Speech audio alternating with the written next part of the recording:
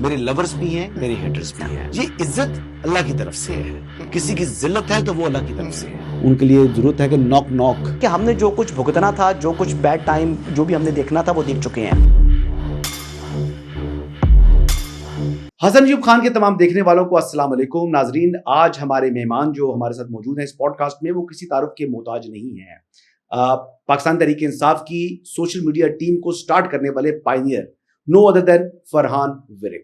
Doctor Farhan Virk साहब, आप ये बताएं कि आपको आज ये तारुफ जो मैं करा रहा हूं कि पाकिस्तान की सोशल मीडिया टीम को ये पायनियर हैं आप, तो इस बात पर कुछ शर्म महसूस होती है आपको? मुझे हसन भाई इतनी शर्म महसूस होती है कि जब आप बोल रहे हैं मेरा दिल कर रहा है कोई जमीन फट जाए, मैं कहीं अंदर धंस जाऊं कि ये हमने इस मुल्क के साथ क्या ज्यादती की है, बहुत ज्यादती की है। अल्लाह ताला हमें माफ करे। और मैं इसी गुनाह के लिए पिछले 2-2.5 साल से अब कोशिश कर रहा हूँ कि मैं इसकी तलाफी करूँ और इनको राह रास्त पर लेकर आऊँ, लेकिन अब ऐसा नहीं मुमकिन। लेकिन गालम गलोच का जो कल्चर है, क्या ये आपका ब्रेन चाइल्ड था, ये बानी चेयरमैन तहरीक इंसाफ का, या ये ओवरऑल पार्टी का मिजाज था? हसन भाई, गालम गलोच का जो कल्चर है वो इमरान खान का ब्रेन चाइल्ड था। बेसिकली वो करता क्या है कि वो बंदा हंटिंग करता है कि कौन कौन सा बंदा गालियां देता है और जिसकी गालियां उसे पसंद आती हैं वो उनको पार्टी में आला ओहदों पर नवाजता है। आपके सामने मैं एक मिसाल रखता हूं कि आज के दौर में मैंने देखा हमारे बहुत से दोस्त फयाजुल हसन चौहान साहब के फैन बन गए, लेकिन यही फयाजुल हसन चौहान जब पीटीआई में होता था तो ये उनकी जुबान कैसी थी सारे लोगों को याद है।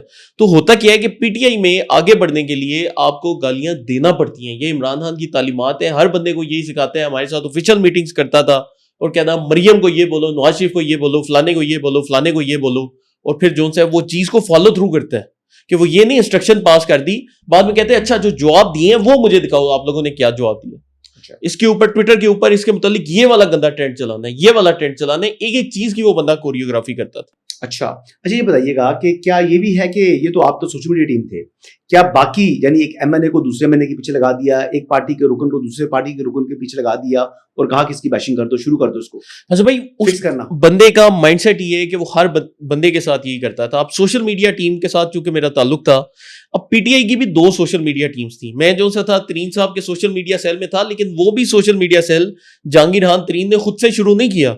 इमरान खान आया, उसने तरीन साहब को बोला कि आप एक मीडिया सेल शुरू करें और ये जो सोशल मीडिया सेल है ये डायरेक्टली मुझे रिस्पॉन्ड करेगा, आपको नहीं करेगा। ठीक है। जो लोग मुझे पिछले 10-15 साल से फॉलो कर रहे हैं वो देख लें कि मेरी कितनी ट्वीट्स जहांगीर खान तरीन साहब के हक में है और कितनी ट्वीट्स इमरान खान के हक में है। मेरे ख्याल से आटे में नमक के बराबर भी नहीं होनी।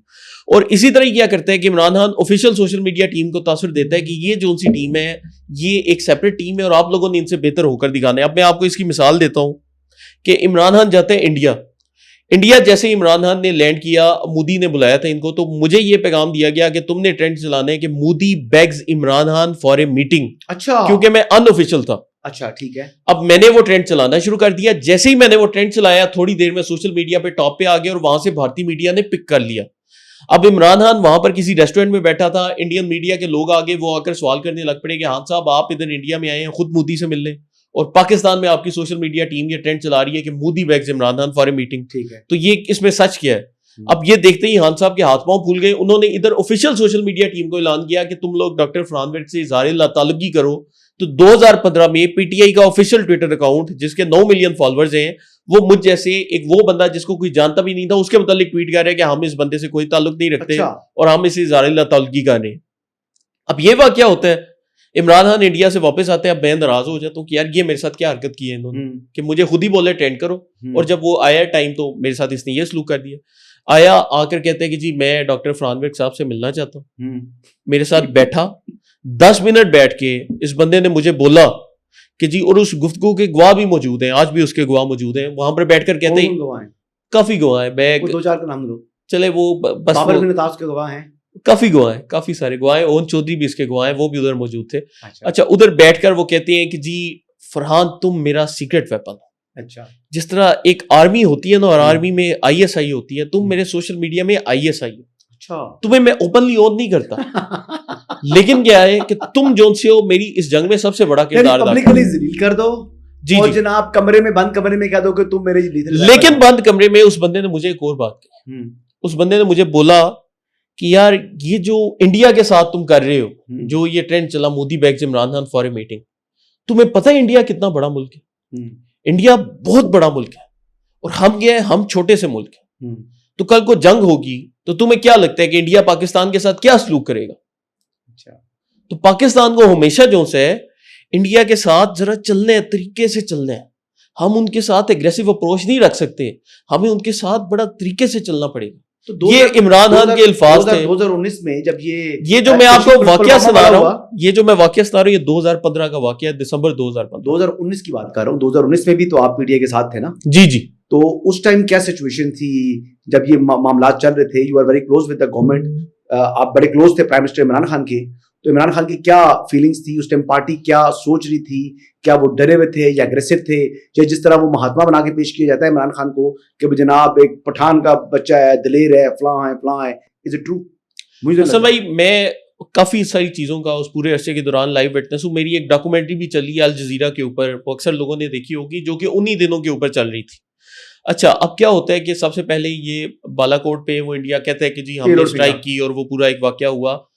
ये बिल्कुल क्लूलेस थे, पूरी चीज से इनको कोई आइडिया नहीं था, पता ही नहीं था जी। रात के तकरीबन 1 या 1:30 बजे मुझे मुराद सईद की कॉल आती है। अब हम लोग जो से सोशल मीडिया एक्टिविस्ट हैं, तो हमारा ना सोशल मीडिया पे ग्रिप होती है, इंडियन अकाउंट्स क्या कर रहे हैं, क्या हो रहा है, वो इन्फॉर्मेशन सारी हमारे पास पड़ी होती है। तो मुझे रात के 1 बजे कॉल करते हैं, तो कहते हैं यार फरहान भाई इंडिया ने क्या कर दिया। मैं कहा मुराद भाई किया तो बड़ी ज्यादती की है, मतलब उन्होंने पाकिस्तान के अंदर दखलंदाजी की है, उन्होंने वायलेशन की है सर। तो आपको क्या लगता है अब क्या होगा आगे? यार तू वजीर है, दो मिनिस्ट्रियां तेरे पास है, तू मुझसे पूछ रहे रात के 1 बजे कॉल करके कि मतलब आगे क्या होगा। और मतलब बिल्कुल यार ये तो इंडिया ने हमारी बड़ी बेइज्जती कर दी है यार, मतलब ये इनकी बातचीत चल रही है। तो आपको क्या लगता है फौजी भाई आगे से क्या करेंगे? मतलब ये मुझसे सवाल जो आप किए जा रहे हैं, तो आप इसे अंदाजा करें कि ये लोग किस हद तक क्लूलेस थे और इनका क्या रिस्पांस था। और इमरान खान की तरफ से फिर स्पेशल इंस्ट्रक्शंस पास की गई कि हमारी पार्टी का कोई भी बंदा अगर मीडिया पर जाएगा तो उसने ये बात नहीं करनी कि हम भारत से जंग करना चाहते हैं, अच्छा, या हम कोई मिलिट्री एक्शन की तरफ देख रहे अच्छा। हैं। उसने उस टाइम पूरे अपने जितने भी उस टाइम के लीडरान थे, आप उनमें से किसी को भी बताएं, उनका इंटरव्यू करें, इमरान खान कह रहा था नहीं यार बस अमन होना चाहिए, अमन होना चाहिए, हमें उनके साथ पीसफुल तरीके से चलना। इवन पार्लियामेंट में खड़े होकर कहा था कि आप क्या चाहते हैं कि मैं इंडिया से जंग कर लूं? जी, वो मतलब बिल्कुल वो बंदा उस टाइम पैरालाइज हो चुका था। तो ये सारा का सारा ढकोसला है, ड्रामा है, और उनकी जो एक सबकॉन्शियस लेवल है। असल भाई हमने उस बंदे को A to Z स्टडी किया, अपनी यूथ का अरसा इस बंदे के पीछे जाया किया है। वो सबकॉन्शियसली वो इंडिया से डरता है, बुज़दिल है, डरता है जी, बुज़दिल है, इंडिया से वो बहुत डरता है। और उसने हमारे अंदर भी वही जो थिंकिंग थी वो इम्प्लांट करने की कोशिश की। आज भी मैं सोचता हूँ हमें शर्मिंदगी होती है। अब देखिए आज जो इंडिया कर रहा है ये इंडस वाटर ट्रीटी के ऊपर क्यों कर रहा है? क्योंकि हम इमरान खान ने उनको मौका दिया कि आप कश्मीर को अपना सूबा बना, आर्टिकल 370। वो इंडस वाटर ट्रीटी तो तब हुई ना जब कश्मीर एक डिस्प्यूटेड इलाका था। अब तो इंडिया उनको अपना सूबा मानता है, तो इमरान खान ने मौका उन्हें प्रोवाइड किया। ये तो इंडिया की खामख्याली है। एक बात आपको बता दूं, देखिए एक तो इंडस वाटर ट्रीटी जो है ये कोई बायलैटरल ट्रीटी नहीं है, बिल्कुल ये इंटरनेशनल ट्रीटी है। इसमें बुनियादी फर्क ये है। और जो इंटरनेशनल ट्रीटी होती है वो इंटरनेशनल ऑब्लिगेशन आपके ऊपर आती है, आप उसको यूनिलैटरली आप उसको कैंसिल नहीं कर सकते। और ये जो सस्पेंशन की बात कर रहा है इंडिया कि हमने सस्पेंड कर दिया, तो वो ही बात है कि ये कोई नलका थोड़ी है कि वो बंद कर देगा। और एक चीज दूसरा, पानी को अगर डाइवर्ट करेगा तो फिर उसका अपना उसकी कॉन्सिक्वेंस उसके लिए होगा, और पाकिस्तान कोई हाथ पर हाथ रख के बैठा हुआ थोड़ी है। लेकिन वैसे हालात जो है वो इस तरह के लग रहे हैं कि भारत किसी किस्म की जारियत करे। और आपके इल्म में होगा कि गुज़िश्ता रोज हमारी जो सेक्रेटरी खारजा हैं आमना बलोच, उन्होंने बुलाया है तमाम सुफरा को और हेड ऑफ मिशंस को, और उनको वहां पर जाकर ब्रीफिंग भी दी है और बताया कि भारत जो है क्या मनफी प्रोपेगेंडा कर रहा है। तो आपको कोई वो पुराने वाले जरासीम आपके अंदर तो नहीं मौजूद कि आप डर रहे हैं? नहीं, अल्लाह का शुक्र है, हमें हाफिज साहब के ऊपर भरोसा है। बल्कि हजरत भाई आपने अभी जो सवाल किया, मुझे 2 वाकयात याद आए, मैंने कहा आपको वो भी सुनाता हूँ। अच्छा, एक दफा मैं जहांगीर तीन साहब के दफ्तर में था, तो वहां पर ना टीवी चल रहा, और तब ये जो उमर सरफराज टीम है जिनको आजकल तहरीक इंसाफ वाले कहते हैं ना कि जी हमारा बड़ा लीडर है, ये जो गवर्नर पंजाब भी रहे और आजकल गिरफ्तार है 9 मई के केसेस में, इनको ताज़ा सेक्रेटरी इत्तलात PTI लगाया था। अच्छा, तो ये ना मीडिया पर बड़ा अच्छा बोल रहे थे उन दिनों। ये मेरे ख्याल से तब शीनी मजारी को हटाया गया था वक्ती तौर पर, ये उसकी जगह रिप्लेसमेंट आई थी। अच्छा, ये ना टीवी पर आकर बोल रहे हैं, बड़ा अच्छा बयानबाजी दे रहे हैं। तो ओन चौधरी आते हैं और वो ना मेरे साथ खड़े हैं। तो ओन चौधरी ने ना जब टीवी पर इनको बोलते सुना, मैंने कहा यार ये ना टीवी पर अच्छा बोलना शुरू हो गया है, तो इसका मतलब ये है कि इमरान खान इसको 1-2 दिन में फारिग कर देगा। अच्छा, और मैं ना हैरानी से देख रहा हूँ ओन चौधरी का मुंह, और 1-2 दिन बाद ऐसे ही हुआ कि इमरान खान ने उनको सेक्रेटरी इत्तलात के ओहदे से फारिग कर दिया, सिर्फ बोलने पर। वो बंदा जो से वफादारी के चक्कर पे कि जी मैं बड़ा वफादार हूँ, वो कभी जी गवर्नर बन के जी मैं कुर्बानियां दे दूंगा, मैं ये कर दूंगा, बेचारा अभी भी जेलों में रुल रहा है, और इमरान खान उसके मुतालिक ये कहता है। इमरान खान के खमीर में वफा नहीं है। अब मैं आपको एक और वाकया सुनाता हूँ ना, पीटीआई की हुकूमत आ गई, असद उमर को, आप बीच में स्किप हो रहे हैं, मेरे तीखे सवालों को मैं ये अवाम को ये वाकयात जानने चाहिए। आखिरी वाकया सुनाएं। असद उमर का मैं आपको वाकया सुनाता हूँ कि असद उमर पाकिस्तान के जो से थे वजीर थे जी, ठीक है, ये वजीर खजाना। असद उमर को इमरान खान ने फारिग करने का फैसला किया। जैसे ही फैसला किया उसने हमें बताया कि जी आप लोगों ने असद उमर को सोशल मीडिया पे मंड के रख देना। अच्छा ठीक है, अच्छा मैं दोबारा से शुरू हो गया, मैं कहा जी असद उमर तेरी ऐसी की तैसी, तूने इकॉनमी तबाह कर दी, ये कर दी, वो कर दी, कि इमरान खान का ऑर्डर है। अच्छा थोड़ी देर बाद मैं देखा कि जी फवाद चौधरी वगैरह इनको इमरान खान नहीं, बाद में हमें पता चल गया सारी स्टोरी ना, इमरान खान ने प्रेस कॉन्फ्रेंस करवाई फवाद चौधरी की, और फवाद चौधरी ने आकर कह रहा है जी वजीर खजाना बड़ा अच्छा काम कर रहे हैं, ये जो सोशल मीडिया पे मनफी कैंपेन चला रहे हैं पीटीआई के अपने लोग, ये बड़ी गलत किस्म की कैंपेन है। और जो कैंपेन थी उसमें हमें प्रॉपर बताया गया कि ये भी बोलो कि इमरान खान असद उमर को एक दिन में फारिग करने वाला है। ठीक है, अच्छा जी हम चलाई जा रहे हैं कि नहीं असद उमर तुझे फायर करना है, तेरी ऐसी की तैसी।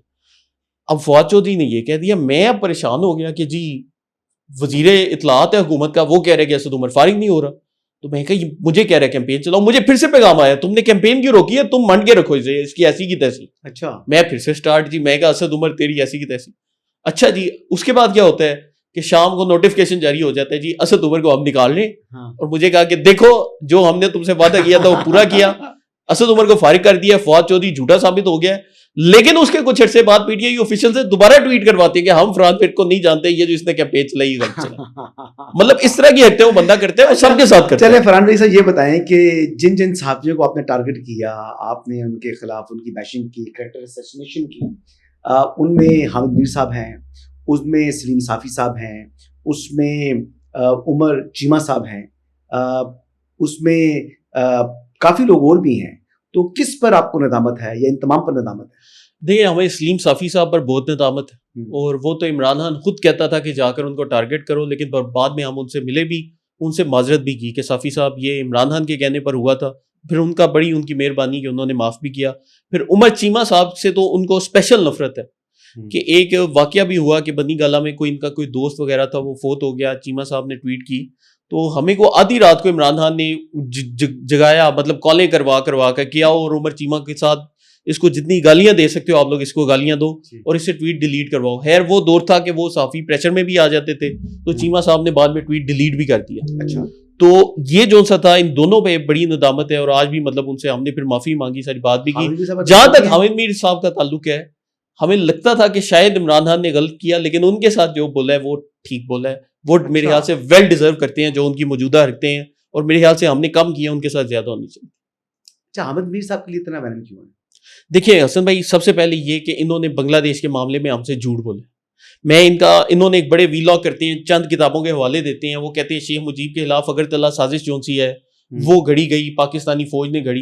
अगरतला साजिश क्या थी कि पाकिस्तान के शेख मुजीब के जो साथी हैं वो भारतीय शहर अगरतला जाते हैं 1965 वॉर के दौरान, और वहां पर जाकर इंडियन जस्टिस को कहते हैं कि हमारी मदद करो, हमने बिल्कुल 9 मई की तर्ज पर प्लान बनाना है, और प्लान क्या होगा कि बांग्लादेश की जितनी छावनियां हैं वहां पर हमारे लोग हमले करेंगे और बांग्लादेश आजाद हो जाएगा। पाकिस्तानी एजेंसियों ने फाइलें पकड़ ली, इसके ऊपर केस चलाना शुरू कर दिया है, वो केस सियासत की नजर हो गया। अब वो जो लोग इंडिया में गए थे उनमें से एक बंदा 2010 में बांग्लादेश की पार्लियामेंट का डिप्टी स्पीकर बना, उसका नाम था कैप्टन शौकत अली। अच्छा, और वो पाकिस्तानी आर्मी का उस वक्त हाजिर सर्विस कैप्टन था, जो शेख मुजीब के कहने पर इंडिया गया और मदद मांगी। उसने असेंबली में खड़े होकर बोला कि Agartala was not a conspiracy, हम लोग गए थे, हमें शेख मुजीब ने भेजा था, हमने जाकर इंडिया से मदद मांगी थी, तो इसको कॉन्स्पिरेसी कहना बंद करें, वो सच था। तो ये जो वाकयात हैं इसके ऊपर हामिद मीर जो से आज भी बेशर्मी के साथ झूठ बोलते हैं। फिर ये बीएलए का जो दिफा किया जाता है जाफर एक्सप्रेस के ऊपर, मतलब ये कैसे इस बंदे की बीएलए का दिफा नहीं करते मीर साहब करते हैं अख्तर मेंगल का दिफा, और अख्तर मेंगल और बेसिकली बीएलए काफी ज्यादा क्लोज हैं। देखिए ये जो लश्कर बलोच बेसिकली है, तो ये ब्रास, जी ब्रास के नीचे बीएलए बीएलएफ है, जी, और जिसमें बलोच यकजहती है, और साथ जो है ना ये जो है बीएनपी मेंगल आ गई। जी जी, तो ये बेसिकली तमाम के तमाम इंटरलिंक्ड हैं, जो पॉलिटिकल फेस को वो सपोर्ट करते हैं, या सोशल एक्टिविस्ट सपोर्ट जो फेस है मारन बलोच को, उसको वो फेस कर रहे हैं, जो कि लिंक्ड हैं ब्रास के साथ। जी जी तो इस वजह से जी इस जी बात पर तो उनको नहीं करना चाहिए। वैसे मैं तो इस बात पर कहूंगा कि ये मीर साहब की जो बात है वो मुनासिब नहीं है, या उनके पास इंफॉर्मेशन नहीं है। अगर इंफॉर्मेशन दुरुस्त नहीं है तो मेरे ख्याल से उनको हर इंसान से गलती हो सकती है, गलतफहमी हो सकती है, लेकिन आई डाउट कि वो दानिस्ता तौर पर नहीं, ऐसे भाई जानबूझ के मुनाफिकत करते हैं। मैंने इनको कई दफा चैलेंज किया, मैं कहा आए बैठे हैं आपके, हम आपके प्लेटफॉर्म पर नहीं जाते, आप हमारे प्लेटफॉर्म पर आ जाएं, हमारा प्लेटफॉर्म हाजिर है, आके हमारे साथ बात करें ना, हिस्ट्री के ऊपर बात करें, बांग्लादेश पर बात करें, इस टॉपिक के ऊपर बात करें। अल्हम्दुलिल्लाह हमारे पास मतलब इतना एविडेंस है कि हम इनको झूठा साबित करेंगे, और मेरा अब भी इनको दावा किए हैं हमारे रियाम सामने। खान ने जो इल्जाम आयद किए इमरान खान पर, वो दुरुस्त है? हसन भाई, रियाम नवाज शरीफ के खान मुतल्लिक का बात वो लोग जो बता दौर था वो हमने अपनी आंखों से देखा है। रियाम खान बाकायदा बनी गाला में बैठकर हमसे पार्टी के ऑफिशियल मामलात में मीटिंग करती थी। सोशल मीडिया के हवाले से जो भी उनकी मीटिंग होती थी उसमें मैं मौजूद होता था। हमें रियाम खान बैठकर इंस्ट्रक्शंस देती थी कि पीटीआई के फलाने लीडर के साथ ये करना है, फलाने के साथ ये करना है। तो she was completely active in PTI. तो ये एक तासुर गलत है कि वो सियासत में एक्टिव नहीं थी। मर्जी से? जी जी, इमरान खान की मर्जी से, इमरान खान के हुक्म से, ठीक है। अब वो जब एक्टिव थी तो हमने उस अरसे के दौरान काफी वाकयात देखे, और वो वाकयात जिनका उसने किताब में जिक्र किया, जो हमने देखे हैं वो वाकयात सच्चे हैं, उनमें कोई रत्ती तोले माशे का ही फर्क नहीं। मतलब साफ अल्फाज में पता नहीं, आई डोंट नो ये बात करनी चाहिए नहीं करनी चाहिए, वो तो इमरान खान को बाइसेक्सुअल कह रही है। ये तो मैंने नहीं देखा। ये तो एक देखें, एक बीवी से बेहतर तो कोई भी नहीं जानता, एक बीवी से बेहतर एक मर्द को कोई भी नहीं जानता।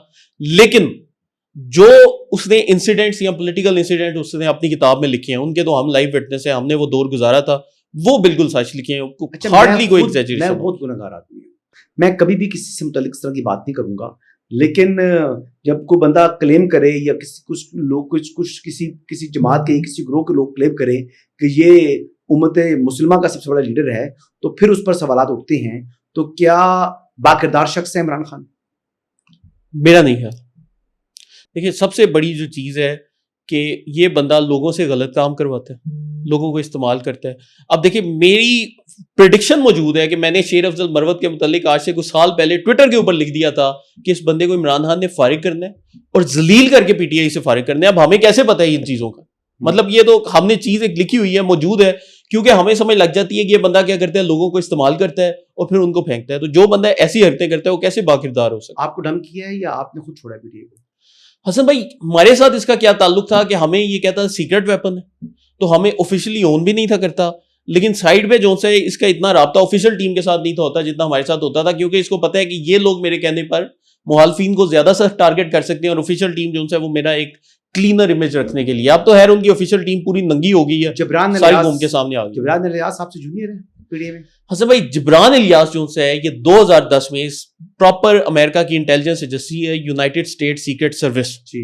ये यूनाइटेड स्टेट सीक्रेट सर्विस के लिए काम कर रहा था। इंटरनेट के ऊपर ऑनलाइन इसकी सीवीज मौजूद हैं, कोई भी बंदा इसको सर्च करे वहां पर इसने लिखा हुआ है। जब ये किसी यूनिवर्सिटी वगैरह में अप्लाई करता है वो चीज मौजूद होती है। 2011 में ये बंदा अमेरिका में जब ये उधर काम कर रहा था, ये पाकिस्तान आता है। पाकिस्तान आके इमरान खान से मिलता है और कहता है कि मैं तहरीक इंसाफ का सोशल मीडिया सेटअप करना चाहता हूं, आपके पेजेस वगैरह चलाना चाहता हूं। जब ये बराह रास्त उनके लिए काम कर रहा है, ठीक है, ये चीज हमने माइंड में रखती है। इमरान खान कहते हैं कि जी ये जो चीजें हैं मेरी तो समझ से बाहर हैं, मुझे इसकी इतनी समझ नहीं, तो तुम ना ऐसा करो कि तुम ना जहांगीर तरीन के पास चले जाओ। तो उस टाइम ये वहां से आया तरीन साहब के दफ्तर में, और वहां से ना इसको फिर बताया गया कि जी वो कराची में कुछ लड़के हैं, वो आदिल अंसारी है एक लड़का तहरीक इंसाफ का, फिर एक वो लड़का ये DMW का हेड होता था इमरान गजाली। इसको कहा गया कि तुम उनसे मुलाकात करो और उनके साथ मिलकर सोशल मीडिया की बुनियाद रखो। तो इन्होंने फिर न्यूट्रल वेन्यू लोधरा की जगह रखी, जहां पर वो लोग कराची से चल के आए और ये अमेरिका से स्पेशल पाकिस्तान आया, पाकिस्तान से लोधरा गया। अगर आपने लोधरा की ड्राइव की है, यहाँ से कोई 8-10 घंटे की ड्राइव है, वहां जाकर इसने उनके साथ मिला और फिर इसने फैसले किए कि हमने जो से पेजेस वगैरह बनाने और चलाने हैं। तो आप अंदाजा करें कि ये किस टाइम की प्लानिंग जो सी है वो जारी थी। क्वेश्चन, अजहर मशवानी और जिब्रान इलियास, इन दोनों में से सीनियर कौन है और रेलेवेंट कौन है? सबसे जो इनमें पुराना है वो जिब्रान इलियास, और जिब्रान इलियास प्रॉपर ट्रेंड आदमी है और वो इंटेलिजेंस में वो काम कर चुके हैं। उसको A to Z चीज़ों का पता है, पाकिस्तानी कौम की साइकोग्राफिक्स का पता है। इस बंदे ने सोशल मीडिया की एप्स बनाई हैं तहरीक इंसाफ के लिए। उन एप्स में ये क्या करता है कि पीटीआई के फॉलोअर्स का जितना भी डाटा है, वो ऐप का नाम है राब्ता ऐप, ठीक है, ये उन्होंने माजी में की थी रिलीज। पीटीआई के फॉलोअर्स के पूरे मोबाइल फोन्स को ट्रैक किया गया, उनकी साइकोग्राफिक पूरा उनका साइको एनालिसिस किया गया। एक एक चीज जो सी इनके पास महफूज थी डाटा की फॉर्म में, और वहां उन चीजों को, उस डाटा को इस्तेमाल करके इसने जो सा हमारी यूथ को रेडिकलाइज किया और उनको एक्सट्रीमिज्म की जानिब लेकर गए। इमरान खान का जो भूत है वो कम हुआ है? हसन भाई, ये जो यूथिया वायरस है ना, इसको मैं हेपेटाइटिस बी और हेपेटाइटिस सी के साथ तशबीह देता हूँ। देखिए, हेपेटाइटिस बी का जो वायरस है उसमें क्या होता है कि एक बंदा बीमार होता है, उसको आप दवाइयां देते हैं, वायरस डोरमेंट हो जाता है कि वो मजीद आपको बीमार नहीं करता, लेकिन वो पेट में पड़ा रहता है। हाँ। वो 10-12 साल पड़ा रहता है पेट में। हाँ, लेकिन वो किसी भी टाइम जो सा वायरस वो एक्टिवेट हो सकता है। तो यहां पर भी मसला ये है कि ये यूथिया जो सा ये एक वायरस है और ये एक्टिव, ये डोरमेंट फेज में आजकल हमें नजर आ रहा है कि इसकी जो सी इंटेंसिटी कम है, बीमार नहीं कर रहा, लेकिन ये किसी भी टाइम रिएक्टिवेट हो। आपके अंदर जो ये वायरस, यूथिया वायरस आया था, बल्कि आपसे पहले थोड़ा सा सीनियर आपसे मैं ही हूँ, मेरे अंदर भी ये वायरस आया था, वापस नहीं आया, एक्टिवेट नहीं हुआ, मेरे तो टाइम ज्यादा हो चुका है। देखिए ऐसा भाई, ये वायरस किन लोगों को ट्रैक करता है मैं ये भी आपको बताता हूँ। साइकोलॉजिकली हो सकता है जी, आपके अंदर दोबारा एक्टिवेट हो सकता है ये वायरस। देखिए, इस वायरस की कुछ फॉर्म्स है, मैं आपको समझाता हूँ। इसमें मेन चीज क्या है कि ये ज्यादातर उन लोगों को टारगेट करता है जो कि ऑप्रेस्ड है, जिनके साथ माशरे में कोई ज्यादती हुई है, या ये वो लोग हैं जो कि खुद को सोसाइटी का हिस्सा नहीं समझते, या ये वो लोग हैं जो कि सोसाइटी में जरा खुद को इंफीरियर समझते हैं। इसके जो मेजर विक्टिम्स हैं, ये मैं आपको एक्सट्रीम कल्ट बता रहा हूँ, हमारा तो चले अल्लाह का शुक्र है उतर गया। जो एक्सट्रीम कल्ट में लोग हैं, जो आज भी आपको नजर आते हैं कि अडियाला जेल के बाहर नारे मारे इमरान खान और वो अजीबोगरीब कपड़े पहन, ये लोगों का क्या मसला है कि इनको चूंकि माशरे में एक अहम किरदार नहीं मिल पाता, तो ये लोग ऐसे कल्ट्स में अट्रैक्ट होते हैं। यहाँ पर आप वो सोशल मीडिया पर जाएंगे, वो स्पेसेस में जाएंगे, ओवरसीज ख्वातीन कहेंगी तुम लोग इस कौम के बेटे हो, तुम लोग इस कौम के हीरो हो, ये सब सुन के इनको एक सेंस ऑफ इंपॉर्टेंस मिलता है। तो ये लोग उस चीज को क्रेव करते हैं और उस चीज के पीछे जो है ये फिर सब कुछ करने को तैयार हो जाते हैं। तो ये वायरस उन लोगों के लिए स्पेसिफिकली तैयार किया गया है। तो वो लोग जो कि माशरे में कुछ अचीव कर लेते हैं या उनका कुछ थोड़ा सा एक स्टेटस बन जाता है, वो फिर इस चीज से निकल आते हैं। अच्छा, लेकिन तो ये जो है उस तबके में रहेगा। कोई खतरात आपको हैं पीटीआई से? कोई धमकियां मिली हैं आज तक? नहीं, अल्लाह का शुक्र है कि मुझे उन्होंने बाजमात होके ब्लॉक किया सोशल मीडिया के ऊपर, क्योंकि उनको पता है कि ये जो बंदा है हमारी नस-नस से वाकिफ है और हमारे लिए तो इनको सीधा करना कोई मसला नहीं ना। तो वो आज भी मतलब वो डरते हैं, मुझे फियर उनमें नजर आता है कि वो समझते हैं कि यार इस बंदे से अगर हमने लॉजिकली बहस की तो ये हमें नहीं छोड़ेगा। तो मेरे साथ अल्हम्दुलिल्लाह कभी बदतमीजी नहीं की, मेरे साथ ठीक रहते हैं। नहीं, वैसे बदतमीजी तो की है जी, आप ऐसे बात ना करें। आपकी फैमिली से मुताल्लिक, मेरी फैमिली अब वो सोशल मीडिया में तो हसन भाई वो तो देखिए, सोशल मीडिया वाला तो पार्ट एंड पार्सल है, वो तो चलता है, लेकिन फिजिकल लाइफ में मेरे साथ कभी नहीं की। मतलब ये बड़े एक्सट्रीम किस्म के भी जो है ना यूथिया वायरस के मरीज, वो भी मिलते हैं तो वो एक रिस्पेक्ट का लेवल रखते हैं। मैं अच्छा, मुझसे भी मुलाकातें हैं और आपसे भी हैं, और आई डोंट नो आपके साथ किस लेवल पर है। मेरे तो तकरीबन पीटीआई के बहुत से लोग, ऐसे लोग जो कि मतलब समझदार हैं, जो कि एक नॉर्मल इंसान है, अब नॉर्मल नहीं, इसमें पीटीआई के अंदर एबनॉर्मल बहुत से हैं।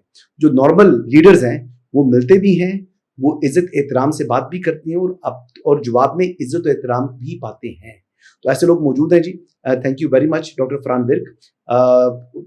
नाज़रीन, उम्मीद करते हैं कि आज का पॉडकास्ट आपको पसंद आया होगा। असल में टाइम की लिमिटेशन है, वरना डॉक्टर साहब से बहुत से सवालात करने थे। डॉक्टर साहब ने बड़ा वाइजली आज मुझे काउंटर किया।